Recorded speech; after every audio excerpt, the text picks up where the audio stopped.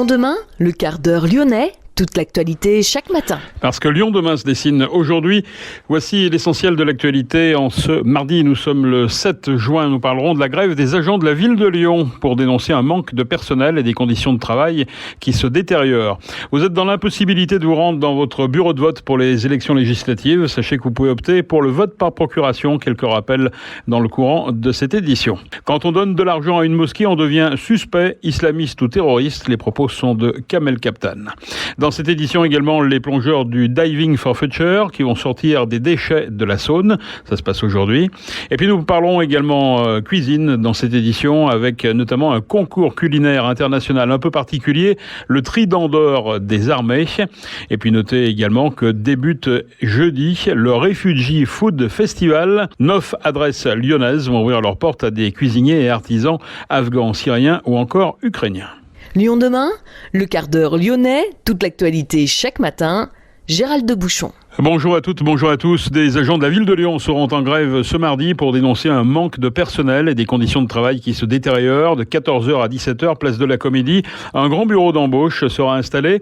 Les organisateurs invitent le public à s'y inscrire. Ils s'engagent à porter à l'administration l'ensemble des candidatures déposées.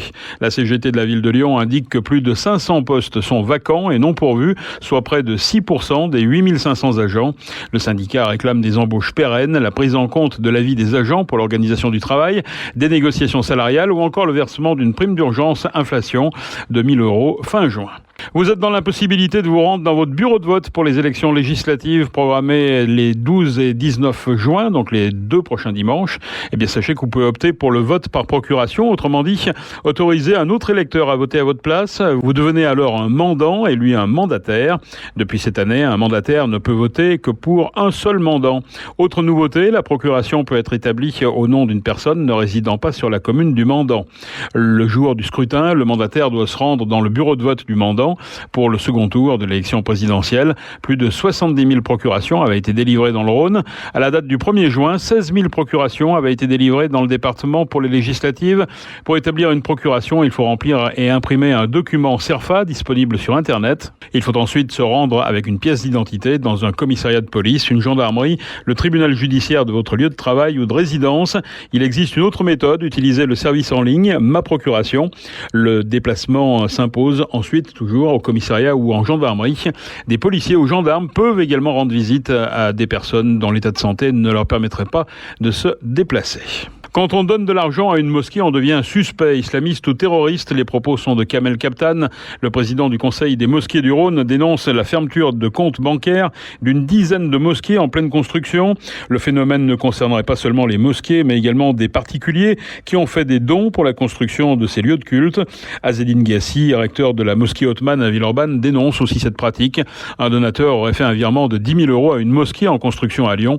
Par la suite, sa banque aurait fermé son compte et ceux de ses parents, de son frère, de sa sœur ou encore de son oncle. Les plongeurs de Diving for Future vont sortir des déchets de la Saône. L'opération est prévue ce mardi au niveau de la passerelle Saint-Georges. 8 plongeurs de l'association ont prévu de remonter un maximum d'objets du fond du fleuve. Beaucoup de trottinettes et de vélos à récupérer. En début d'après-midi, un camion-ben de l'entreprise de Richebourg, partenaire de Diving for Future, viendra récupérer tous les déchets. Lyon demain, cuisinez-moi. Jeudi aura lieu à l'Institut Paul Bocuse un concours culinaire international un peu particulier, le Trident d'or des armées, en quelque sorte le top chef des armées. Et c'est organisé tous les 2 ans. Ce concours permet de valoriser le savoir-faire des cuisiniers du ministère des Armées. Contrairement à certaines idées reçues, l'alimentation est primordiale à l'armée. Comme nous le rappelle Gilles Daricot, c'est le gouverneur militaire de Lyon. La singularité militaire, comme vous le savez, c'est combattre, c'est exercer la violence légitime d'État. Et pour combattre, il faut être capable de se projeter. Et donc, il faut être capable d'accomplir en autonomie un certain nombre de choses, dont l'alimentation. Il y a une autre image aussi qui colle à la peau de l'armée, c'est qu'on mange pas bon, c'est pas bon, quoi.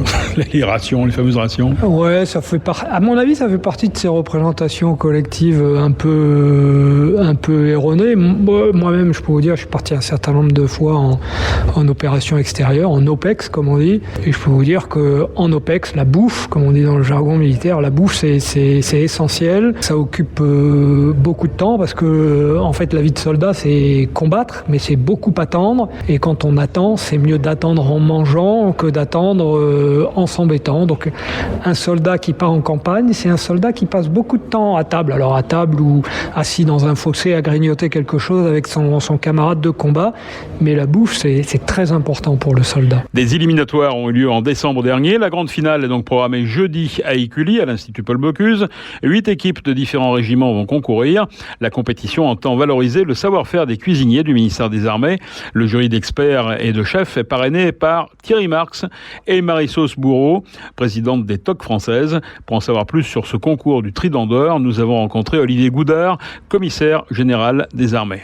Alors, le Trident d'Or, c'est un concours organisé tous les 2 ans au profit des cuisiniers du ministère des Armées, civils et militaires, et donc voilà, qui récompense ceux qui ont le plus de talent, d'imagination et qui sont motivés pour ce genre d'épreuve. On connaît des concours comme le Bocuse d'Or, par exemple. Qu'est-ce que ça a comme différence, le Trident d'Or ? Oh, là, je crois qu'il faut savoir rester modeste, je pense. On n'est probablement pas à ce niveau, quoique les meilleurs des cuisiniers militaires sont quand même très, très, très bons. Et d'ailleurs, le lauréat du concours du Trident d'Or représente ensuite la France dans un concours international organisé dans le cadre de l'OTAN, qui a lieu à Forlì, en Virginie. Et la dernière fois qu'une équipe française s'est présentée en 2019, ma foi, elle a gagné ce concours. Je crois qu'on n'a pas à rougir, on est bon dans notre domaine. Comment ça va se passer à l'Institut Paul Bocuse le 9 juin ? Donc le 9 juin, ce sont 8 équipes qui ont été sélectionnées. Donc ce sont des binômes de cuisiniers. Ils vont avoir 4h15 pour préparer un menu avec entrée, plat et dessert, avec pas mal de contraintes. Donc ils ont cette contrainte de temps à respecter, bien sûr. Ils ont aussi une contrainte budgétaire qui leur est imposée, puisque c'est 7,70 € pour tout le repas. En s'approvisionnant auprès de la centrale d'achat du ministère, mais aussi de producteurs locaux, évidemment. Ils doivent aussi respecter l'approvisionnement en produits issus de l'agriculture biologique et labellisés à hauteur de 50% des produits. Et après, ils vont être jugés par 2 jurys. D'abord, un jury technique qui va évaluer leur façon de travailler et donc qui sera présente dans les locaux de cuisine pendant toute la durée des épreuves. Et puis, un deuxième jury, dégustation, composé d'autorités du ministère, mais aussi de grands chefs cuisiniers. Alors des Lyonnais, comme par exemple Christian Tête-d'Oie, mais pas seulement. Non, pas seulement des Lyonnais. Alors le jury dégustation sera présidé par Marie-Sauce Bourreau, qui est présidente des TOC françaises, et il y aura aussi d'autres chefs comme Guylaine Arabian, par exemple. Et un parrain de renom, Thierry Marx. Alors absolument, Thierry Marx, qui nous fait le plaisir et l'honneur de parrainer ce concours, qui sera lui président aussi du jury technique, et qui le fait parce que c'est un ancien militaire. Voilà, il a servi dans un régiment parachutiste d'infanterie de marine il y a longtemps, avant de devenir cuisinier. Quels sont les ingrédients? Ils s'approvisionnent comment? Pour le concours, les candidats doivent s'approvisionner auprès de l'Economa des armées, qui est la centrale d'achat du ministère, donc avec les produits avec lesquels ils travaillent au quotidien dans leur métier, mais aussi auprès de fournisseurs locaux qui sont dans les halles Bocuse. Quels sont les critères finalement après pour la remise des prix à 18h, c'est ça? Oui, un peu après 18h, la remise des prix. Bien, en fait, je vous ai dit qu'il y avait 2 jurys, donc il y a 2 notes, une note technique et une note du jury dégustation qui comptent chacune pour la moitié de la note finale. Et voilà, donc le jury dégustation, il y a une grille de notation qui comporte un jugement aussi bien sur la présentation, sur la qualité gustative, sur la qualité de la cuisson, sur l'originalité des plats. Et puis le jury technique, eh bien, ce sont tous les gestes de préparation des plats, mais ça va jusqu'à la mesure du gaspillage alimentaire et la propreté, le nettoyage de la cuisine et des ustensiles à la fin. Voilà, donc tout est apprécié, tout est noté. C'est important pour un cuisinier dans l'armée de participer à ce genre de concours? Oui, c'est important. Ça permet à ceux qui en ont l'envie de relever un défi, de sortir un petit peu du quotidien, même s'ils en ont l'occasion à travers d'autres activités en soutien des armées, bien sûr. Et puis, je crois que c'est important aussi pour les chefs cuisiniers de former les plus jeunes, donc les amener à se dépasser, parce que dans ces métiers de la restauration, ce ne sont pas des métiers, sont pas des métiers faciles, ce sont des métiers où il faut aimer le travail bien fait, il faut aimer se dévouer. En général, on travaille quand les autres se reposent, donc ce sont des métiers exigeants, et donc c'est bien aussi de se valoriser et puis de permettre aux plus jeunes d'apprendre. Olivier Goudard, le commissaire général des armées, les vainqueurs iront en finale internationale aux États-Unis, à Fort Lee, en Virginie. Des cuisiniers qui s'envolent aux États-Unis pour concourir, d'autres arrivés en France un peu malgré eux et qui vont régaler nos papilles également à partir de jeudi et pour 10 jours à l'occasion du Refugee Food Festival. Le Refugee Food Festival débute ce jeudi, c'est la 7e édition programmée dans 11 villes dont Lyon. Au programme des menus réalisés à 4 mains pour sensibiliser le grand public à la lutte contre les préjugés envers les réfugiés. Pour l'occasion, 9 adresses lyonnaises ouvrent leurs portes à des cuisiniers et artisans. Fanny Bourreau est la coordinatrice régionale du Refugee Food Festival. Le Refugee Food Festival, c'est un festival culinaire qui permet à des personnes réfugiées qui ont un projet dans la cuisine de venir faire un menu à 4 mains dans un restaurant local. Donc des restaurateurs engagés qui accueillent des personnes réfugiées le temps d'une collaboration pour faire découvrir au grand public un univers culinaire différent. L'objectif, c'est de proposer un premier tremplin professionnel bienveillant aux personnes réfugiées qui ont un projet dans la cuisine, évidemment, et de changer en fait le regard qu'on peut avoir sur les personnes réfugiées et sur l'accueil en proposant de se rassembler autour de la table. Et puis parce qu'on croit beaucoup au Refugee Food Festival que la cuisine rassemble, que les tablées sont quand même porteuses de belles histoires. Donc voilà l'objectif principal. Comment se préparent alors les binômes ? Donc c'est un grand temps de préparation. Le festival a lieu sur une semaine en juin, toujours autour de la Journée internationale des réfugiés le 20 juin. Mais c'est un gros travail de préparation, en principe 2-3 mois en amont, où il va y avoir plusieurs rencontres avec les restaurateurs et la personne réfugiée pour parler de la cuisine, pour élaborer la recette, pour préparer, pour tester les recettes. Donc c'est 3 mois en amont. Et les binômes se constituent donc par les porteurs de projets comme moi. On va identifier des personnes réfugiées qui ont un projet dans la restauration auprès des associations locales du territoire. On travaille beaucoup avec Weavers, on travaille beaucoup avec Singa, on travaille beaucoup avec Eris, entrepreneurs du monde à Lyon.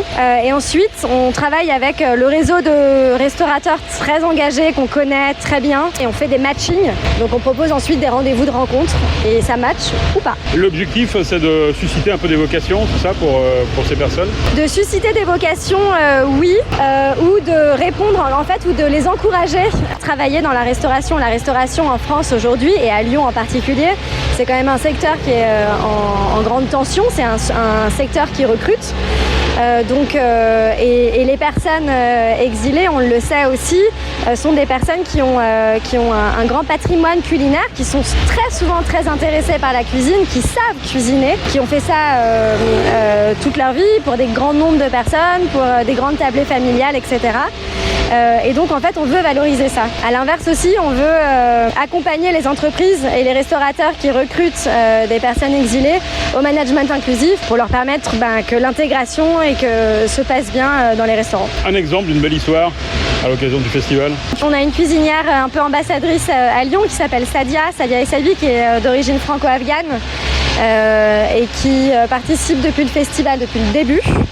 Et elle a fait des belles collaborations, notamment avec la famille Troisgros à Roanne, avec César Troisgros au Central. Elle a fait des collaborations dans d'autres restaurants. Là, elle est sur une collaboration exclusive avec un brasseur pour proposer une bière franco-afghane. Je vous en dis pas plus sur la recette, c'est un peu secret. L'objectif, c'est ensuite de proposer une formation professionnelle ? L'objectif, c'est pas forcément de proposer une formation professionnelle. L'objectif, c'est d'abord d'accompagner de proposer ce tremplin professionnel. En tout cas, ça, c'est l'action du Refugee Food à Lyon. Et ensuite, nous, en tant que porteurs de projets, etc., on met les personnes en lien avec les associations qui, elles, proposent des parcours de formation. Alors d'aujourd'hui, à Lyon, il n'y a pas de formation Refugee Food Festival. Mais il y a d'autres associations qui le font très bien, telles que Weavers, Singa, Entrepreneurs du Monde, etc. Alors concrètement, quelques bonnes adresses là, pour Cette période du 9 au 19 juin, c'est ça? Ah ben là, je vous les cite toutes. On aura donc une collaboration pareille vers Roanne avec la famille Troisgros, Léo Troisgros à la colline du Colombier. On aura les Mauvaises Herbes dans le 1er arrondissement, restaurant végétarien. Café Somos dans le 6e. 36 Le Cosy à la Croix-Rousse, les petites cantines à Félix Faure et une belle clôture au HIT, un food court qui est très chouette à Confluence et qui va accueillir, et Belle Lurette, le restaurant Belle Lurette dans le 9e pour un duo franco-syrien. Fanny Bourreau, la coordinatrice régionale du Refugee Food Festival, rendez-vous du 9 au 19 juin. Notez que les nationalités représentées dans les divers restaurants partenaires sont l'Afghanistan, l'Iran, l'Albanie, l'Ukraine, la Côte d'Ivoire, la Syrie ou encore la Tchétchénie. C'est ainsi que se termine notre quart d'heure lyonnais. On se retrouve bien sûr demain, même heure, mêmes antennes. Passez une excellente journée.